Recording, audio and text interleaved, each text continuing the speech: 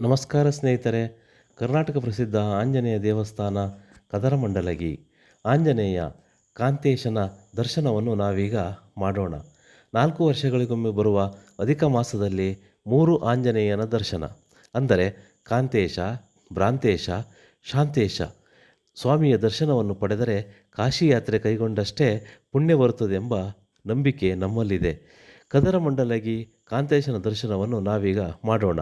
ಹಾವೇರಿ ಜಿಲ್ಲೆಯ ಬ್ಯಾಡಗಿ ತಾಲೂಕಿನ ಕದರಮಂಡಲಗಿಯಲ್ಲಿರುವ ಆಂಜನೇಯ ಪೌರಾಣಿಕ ಹಿನ್ನೆಲೆಯ ಪ್ರಕಾರ ಆಂಜನೇಯ ಹುಟ್ಟಿದ ಕೂಡಲೇ ಸೂರ್ಯದೇವನನ್ನು ಹಿಡಿಯಲು ಹೋದನು. ಹಣ್ಣೆಂದು ತಿಳಿದು ಸೂರ್ಯದೇವರಿಗೆ ಬಾಯಿ ಹಾಕಿದನಂತೆ.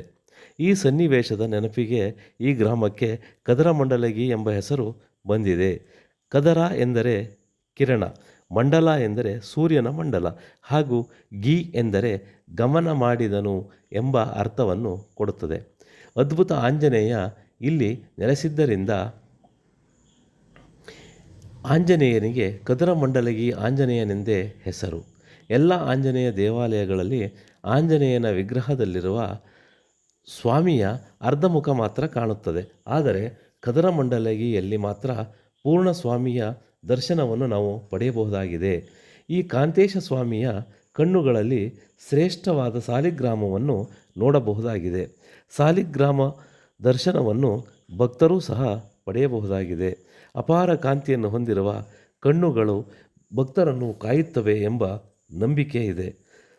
ಸಂತಶ್ರೀ ಕನಕದಾಸರು ಒಮ್ಮೆ ತಿರುಪತಿಗೆ ತೆರಳುವಾಗ ಕದರಮಂಡಲಗಿಯ ಮಾರ್ಗವಾಗಿ ತೆರಳುತ್ತಾರೆ. ಆದರೆ ಕದರಮಂಡಲಗಿಯಲ್ಲಿ ಆಂಜನೇಯನ ದರ್ಶನವನ್ನು ಪಡೆಯದೆ ತಿರುಪತಿ ತಿಮ್ಮಪ್ಪನ ದರ್ಶನಕ್ಕೆ ಹೊರಡುತ್ತಾರೆ.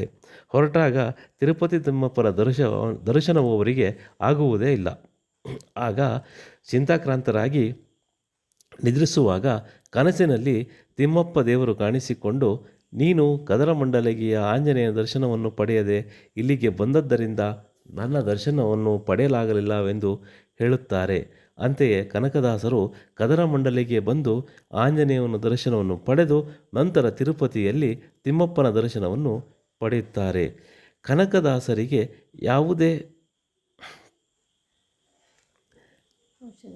ಯಾವುದೇ ಔಷಧಿಯಿಂದ ಗುಣಪಡಿಸಲಾಗದ ಕಾಯಿಲೆಗೆ ಸಿಲುಕಿದಾಗ ತಿರುಪತಿಗೆ ಹೋಗಿ ತಿಮ್ಮಪ್ಪನಲ್ಲಿ ಬೇಡುತ್ತಾರೆ.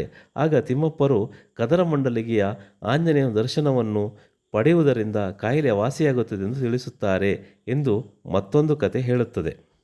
ಅಂತೆಯೇ ಕನಕದಾಸರಿಗೂ ಕದರಮಂಡಲಿಗೂ ಅವಿನಾಭಾವ ಸಂಬಂಧವಿದೆ. ಅಲ್ಲದೆ ಇಲ್ಲಿಯೇ ಕನಕದಾಸರು ಮೋಹನ ತರಂಗಿಣಿ ಎಂಬ ಕಾವ್ಯವನ್ನು ರಚಿಸಿ ಈ ಕ್ಷೇತ್ರದ ಪಾವಿತ್ರತೆಯನ್ನು ಹೆಚ್ಚಿಸಿದ್ದಾರೆ. ಯಾವುದೇ ರೋಗ ರುಜಿನ, ಎಂಥ ಕಷ್ಟಗಳು ಸ್ವಾಮಿಯ ದರ್ಶನವನ್ನು ಪಡೆಯುವುದು ಮಾತ್ರದಿಂದಲೇ ದೂರವಾಗುತ್ತದೆ ಎಂಬ ನಂಬಿಕೆ ಭಕ್ತರಲ್ಲಿದೆ. ಕಾಂತೇಶನ ದರ್ಶನವನ್ನು ನಾವು ಕೂಡ ಪಡೆದೆವು. ಇಲ್ಲಿ ಶ್ರೀರಾಮಸ್ಮರಣೆಯೇ ಬಹುಮುಖ್ಯವಾದದ್ದು.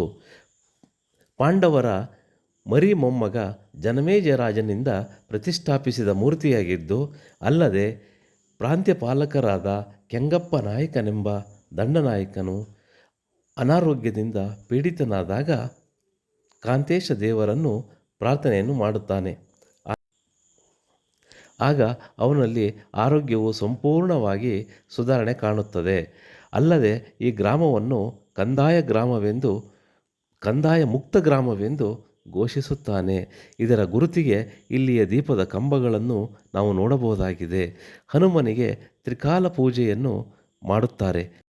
ಬೆಳಿಗ್ಗೆ ಹನುಮಾವತಾರ, ಮಧ್ಯಾಹ್ನ ಭೀಮಾವತಾರ, ರಾತ್ರಿ ಮಧ್ವಾವತಾರವೆಂದು ಪೂಜಿಸಲಾಗುತ್ತದೆ. 2 ಕಣ್ಣುಗಳು ಸೂರ್ಯ ಸಾಲಿಗ್ರಾಮದಿಂದ ಮಾಡಿದ್ದು ಬೇಡಿದ ವರವನ್ನು ನೀಡುವ ಶಕ್ತಿ ಇದ್ದು, ಇದನ್ನು ಭಕ್ತರು ಬಹು ಶ್ರದ್ಧೆಯಿಂದ ನಂಬುತ್ತಾರೆ. ವರ್ಷಕ್ಕೊಮ್ಮೆ ಭರತ ಹುಣ್ಣಿಮೆಯ ನಂತರ ವಿಶೇಷ ಜಾತ್ರೆಯನ್ನು ನೆರವೇರಿಸಲಾಗುತ್ತದೆ. ಹಾಗೂ ವರ್ಷದ ಕಾರ್ತಿಕ ಮಾಸದಲ್ಲಿ ತೆಪ್ಪೋತ್ಸವವನ್ನು ನಡೆಸುತ್ತಾರೆ. ವಿಶೇಷತೆಯನ್ನು ಹೊಂದಿರುವ ದೇವಾಲಯವನ್ನು ಒಮ್ಮೆ ದರ್ಶನ ಮಾಡಿದರೆ ಜನ್ಮ ಪಾವನವಾಗುತ್ತದೆ. ಇಲ್ಲಿರುವ ಬೃಹದಾಕಾರದ ಪಾದರಕ್ಷೆಗಳನ್ನು ವರ್ಷಕ್ಕೊಮ್ಮೆ ಬದಲಾಯಿಸುತ್ತಾರೆ. ರಾತ್ರಿ ವೇಳೆ ಆಂಜನೇಯ ಇದನ್ನು ಬಳಸುತ್ತಾರೆ ಎಂದು ನಂಬಿಕೆ ಇದೆ. ಇಲ್ಲಿ ಬರುವ ಭಕ್ತರಿಗೆ ಪ್ರಸಾದ ಸೇವೆಯೂ ಕೂಡ ಇರುತ್ತದೆ. ಧನ್ಯವಾದಗಳು ಸ್ನೇಹಿತರೆ. ನಮ್ಮ ಈ ಪುಟ್ಟ ಪ್ರಯತ್ನಕ್ಕೆ ನಿಮ್ಮ ಆಶೀರ್ವಾದವಿರಲಿ.